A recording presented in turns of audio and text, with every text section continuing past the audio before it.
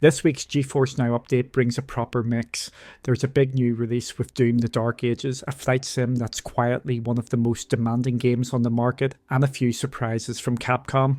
We've also had a new app update, a solid free weekend for one of GFN's more underrated games, and a Steam-related security scare that's worth touching on. Oh, and Ubisoft's turning Riders Republic into a movie now, because of course they are. Let's get into the full breakdown, kicking things off with the biggest release of the week. Doom: The Dark Ages is now available day and date on GeForce Now. This is the medieval prequel to Doom Eternal. Same brutal combat, same over-the-top gore, just this time you're using a shield saw instead of a chainsaw and riding a giant mecha dragon. Yes, a mecha dragon. Rewards members can also grab the exclusive Verdant Slayer skin. That's available until June 15th, but it's first come, first served, so worth checking early. Performance-wise, this is one of those titles that shows what GFN Ultimate is capable of. You're getting the newest version of the id Tech engine, and it holds up really well in the cloud. Load times are quick and it looks great across devices. If you've been waiting for a true showcase game to try on GFN, this is a good one. If that sold you on it even a little, maybe give the like button a quick tap. Think of it as a glory kill for the algorithm. Messy, satisfying, and mildly excessive, just the way Doom intended. Microsoft Flight Simulator 2024 is finally here. This is the one a lot of people have been waiting on, and it's now fully playable on GeForce Now. And I'll be honest, it's the perfect game for cloud gamers, and probably the worst game for cloud providers. It's constantly streaming in and out data while you play. Weather, terrain, live traffic, everything is dynamic. So it's a technical nightmare behind the scenes, but when it works, it really works. Running this through the cloud saves a huge amount of hassle compared to trying to install and update it locally. It's available through Steam and Xbox, and if you've got PC Game Pass, you're sorted. Also this week, we've got Capcom Fighting Collection 2. Includes classics like Capcom vs SNK 2, Power Stone, Project Justice, and a few others.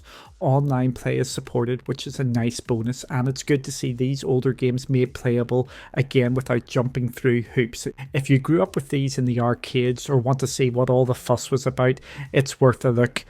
The Precinct is getting some good buzz. It's a top-down police action game with a bit of a retro vibe, and it's already pulling in decent numbers, around 10,000 concurrent players on Steam at launch. It's probably one of the more underlooked games this week, but could easily end up being the surprise hit.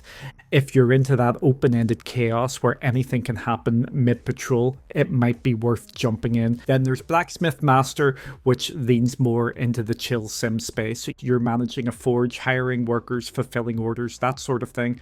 Not the flashiest release, but it's day one on GFN and could be a nice low-pressure option between the bigger stuff.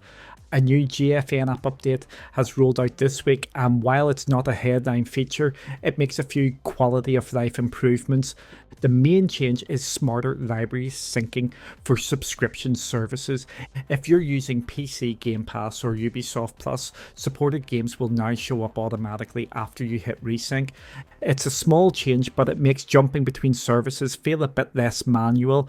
The settings menu has also been completely reorganized. It's now broken into clearer sections like account, gameplay, and system, and the whole thing is much easier to navigate, especially if you're using a controller.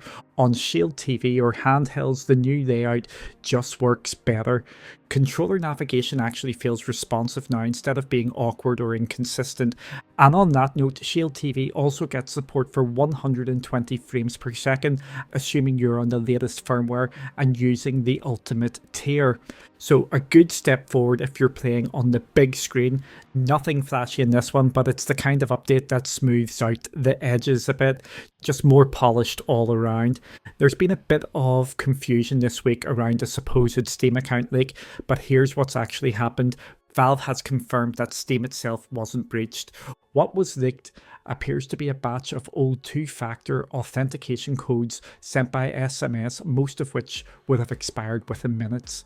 There were no passwords, no payment details, and no access to accounts, so nothing critical has been exposed, but if your phone number is linked to your Steam account, it's still worth taking a moment to check your security settings. Steam Guard is still the best option, especially the mobile app version. This doesn't directly impact GeForce Now, but since so many of us have Steam linked for cloud access, it's one of those things worth staying ahead of. Legacy, Steel and Sorcery just got its biggest update so far. The new wizard class is live, bringing spell casting into the mix with a weapon called the Ember Staff. There's also a new hub area called Goldbrook, a couple of new maps and more scrolls to unlock abilities. The update gives the game a proper refresh, especially if you've been away from it for a while. There's also a free weekend running from May 15th to 19th and a 25% discount that runs through May 22nd. So if you've been on the fence, it's a good time to jump in and see where it's at now. Moving on to the Ubisoft section, because yes, they've had their earnings call, and of course that means a flood of updates, new game info, and the occasional curveball. There are a couple of things we want to highlight, starting with the one that's probably already made your eyes roll. Ubisoft is turning Riders Republic into a movie. It's real, it's happening, and it's being co-produced with Gaumont, set in the Alps, snowboards, wingsuits, chaos, all the usual Riders Republic stuff. Apparently the game's been played by over 10 million people, which explains why they're making the jump to film. Still feels like an odd choice, but it'll be interesting to see how far they lean into the tone of the game. Now onto something that's actually useful. 16 Ubisoft PC games have just been added to the Xbox Store for purchase. These still require Ubisoft Connect to run, but it means they're now available to people using Xbox gift cards or Microsoft rewards, and that usually means GFN support isn't far behind.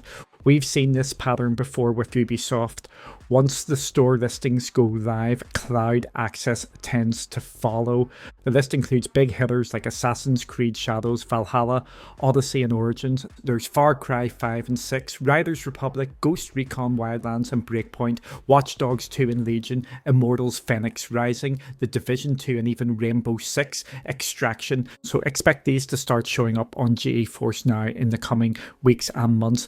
If past rollouts are anything to go by, it'll probably happen in batches. Assassin's Creed Shadows is performing well. They say it's already ahead of Odyssey in both revenue and player numbers. It's had over 160 million hours played so far, and a new expansion called Claws of Awaji is coming later this year. It's also the first game built in their upgraded Anvil engine, which looks like it'll be used across more titles going forward. Rainbow Six Siege is getting a full overhaul next month. They're calling it Siege X, and it launches on June 10th. It includes a new 6v6 mode, better onboarding for new players, and a fresh approach to the business model with core modes going free. It's being positioned as the next evolution of Siege rather than a sequel. Ubisoft also confirmed more details about the new Tencent-Backed subsidiary. It's focused entirely on growing Assassin's Creed, Rainbow Six, and Far Cry into long-term live service franchises. This includes more frequent updates, bigger content drops, and a push into mobile and international markets. All three series are already well established, so this just reinforces where Ubisoft's priorities are heading. Prince of Persia got a quick mention as well. The Sands of Time remake is still planned for the next year, but nothing new was shown. It's been in development limbo for a while now, so we'll have to wait and see how it turns out. And all of that feeds into a much bigger shift in direction for Ubisoft. So here's the bit that stood out to me the most. Ubisoft shifting its entire strategy toward what they're calling evergreen content. Fewer one-off launches, more long-term games with ongoing support, expansions, updates, and full post-launch roadmaps. They've even created a whole new subsidiary just to manage Assassin's Creed, Rainbow Six, and Far Cry, with Tencent backing it. That's where they're doubling down. But it's not just about how they're supporting games, it's how they're making them. They said they're giving their biggest titles more time to develop and pointed to Shadows as an example of what happens when they do. That's what I want from Ubisoft. For me, they've always floated somewhere between good and great. Not bad, not broken, just always right in that space where you think this could have been incredible if they pushed a little further. That's a small difference, but that matters. If taking more time is what gets them over that line, then they should absolutely lean into it, because when they get it right, they're still one of the best at building worlds people want to spend time in, and they need to own that again. Quick one to finish up. The Stalker Legends of the Zone Trilogy Enhanced Edition was just announced and is launching next week, and considering all three of the original games are already on GeForce Now, there's a good chance the updated versions will be added soon too. Something to keep an eye out for in next week's update. That's it for this week's deeper dive. Doom, Flight Sim, Capcom Fighters, and a bit of everything else packed in. Ubisoft's strategy is starting to take shape, the app's getting smarter, and there's even a Stalker upgrade potentially around the corner. As always, let me know what stood out to you. Are you playing anything from this week's drop, or just keeping an eye on what's coming next? Also curious to know, do you prefer these longer videos where we cover more than just the GFN Thursday update, or should we keep it tighter and leave the rest for separate uploads? I'm Duncan from Cloudy. Cheers for watching. See you next time.